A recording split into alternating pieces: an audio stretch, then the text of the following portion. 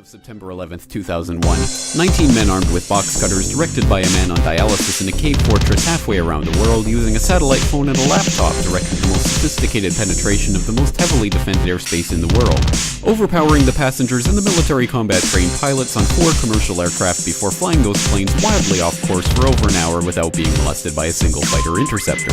These 19 hijackers, devout religious fundamentalists who like to drink alcohol, snort cocaine, and live with pink-haired strippers, managed to knock down 3 buildings with 2 planes in New York, while in Washington, a pilot who couldn't handle a single-engine Cessna was able to fly a 757 in an 8,000-foot descending 270-degree corkscrew turn to come exactly level with the ground, hitting the Pentagon and the Budget Analyst Office where DoD staffers were working on the mystery of the $2.3 trillion that Defense Secretary Donald Rumsfeld had announced missing from the Pentagon's coffers in a press conference the day before, on September 10th, 2001.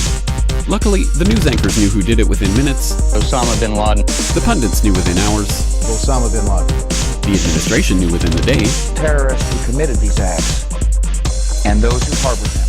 And the evidence literally fell into the FBI's lap. That a hijacker's passport was found blocks from the World Trade Center crash site. If you can believe that.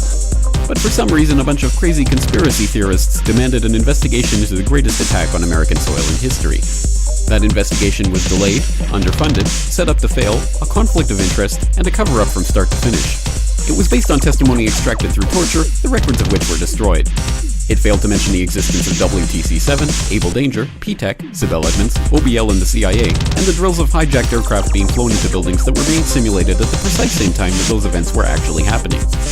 It was lied to by the Pentagon, the CIA, the Bush administration, and as for Bush and Cheney, well, no one knows what they told it because they testified in secret, off the record, not under oath, and behind closed doors.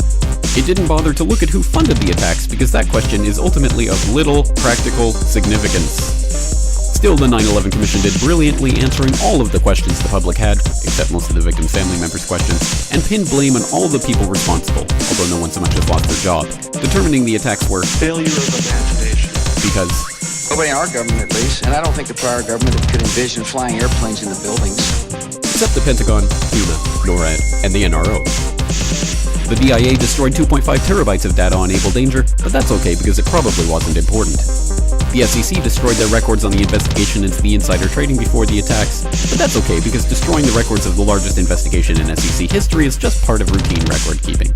NIST has classified the data that they used for their model of WTC-7's collapse, but that's okay because knowing how they made their model of the collapse would jeopardize public safety. The FBI has argued that all material related to their investigation of 9/11 should be kept secret from the public, but that's okay because the FBI probably has nothing to hide. This man never existed, nor is anything he had to say worthy of your attention, and if you say otherwise, you are a paranoid conspiracy theorist and deserve to be shunned by all of humanity.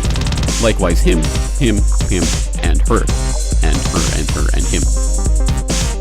Osama bin Laden lived in a cave fortress in the hills of Afghanistan, but somehow got away. Then he was hiding out in Tora Bora, but somehow got away. Then he lived in Abbottabad for years, taunting the most comprehensive intelligence dragnet employing the most sophisticated technology in the history of the world for a decade, releasing video after video with complete impunity and getting younger and younger as he did so, before finally being found in a daring SEAL team raid which wasn't recorded on video, in which he didn't resist or use his wife as a human shield, and in which these crack special forces operatives panicked and killed this unarmed man, supposedly the best source of intelligence about those dastardly terrorists on the entire planet. Then they dumped his body in the ocean before telling anyone about it. Then a couple dozen of that team's members died in a helicopter crash in Afghanistan. This is the story of 9/11, brought to you by the media which told you the hard truths about His head could be seen to move violently forward. and They took the babies out of incubators. and Mobile production facilities. and The rescue of Jessica Lynch. if you have any questions about this story, you are a batshit paranoid tinfoil dog-abusing baby hater and will be reviled by everyone.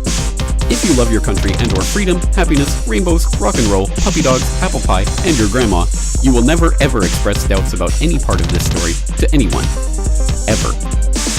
This has been a public service announcement by the Friends of the FBI, CIA, NSA, DIA, SEC, NSM, White House, NIST, and the 9/11 Commission. Because ignorance is strength. They did handcuff you. Oh yeah, and it was pretty, they were worked up. They frisked me a couple times. I don't have my ID, so I couldn't, or my ticket or anything, but instinctively, I guess, and yeah, and people climbing over each other. It was crazy. Luckily, I didn't have my family with me, thank God, so I was by myself. Yeah, I look down and I see you have a wedding ring on. First thing that pops to your mind is to call your wife and family? Correct, yeah. But when I was out on the tarmac, the police came rushing toward me, I don't know, thinking maybe I was a suspect, and put me down on the ground and handcuffed me and just left me there, so I couldn't really do anything for like 10 minutes. So I can say that was pretty scary, too. They did handcuff you? Oh, yeah. And it was pretty... I mean, they were worked up. They were collapsed. Yeah. And it was just overwhelming. And by that point, it was just insane. Well, I'm hearing a lot of similar stories from people who were inside the building. One gentleman we spoke to earlier today, John, was on the 77th floor and said it was a relatively orderly evacuation at that point after the first plane hit the first tower. Everyone going down the stairs, not a lot of panic. But when they got to the 6th floor, he says they felt a second. Well, you had the first tower first. When that first went down, it just pushed everybody back. And it was a good 15 minutes before the second tower finally collapsed. Yeah. And it was just overwhelming. And by that point, it was just insane. Well, Hang on. First thing that pops to your mind is to call your wife and family? Correct, yeah. But when I was out on the tarmac, the police came rushing toward me, I don't know, thinking maybe I was a suspect, and put me down on the ground and handcuffed me and just left me there, so I couldn't really do anything for like 10 minutes. So I can say that was pretty... It just snowed over the entire area. yeah, the debris, the soot was thick on the street. There's still a dusting of it out here. But when I was standing here and the towers collapsed, we saw police officers running for their lives, screaming, "Get back, get back, get back!" And I'll tell you, that's a wake-up call when you see cops running for their lives, and people too, women's pushing baby carriages, that sort of thing. Well, you had the first tower first. When that first went down, it just pushed everybody back, and it was a good 15 minutes before the second tower finally collapsed. Yeah. And it was just overwhelming. And by that point, it was just insane.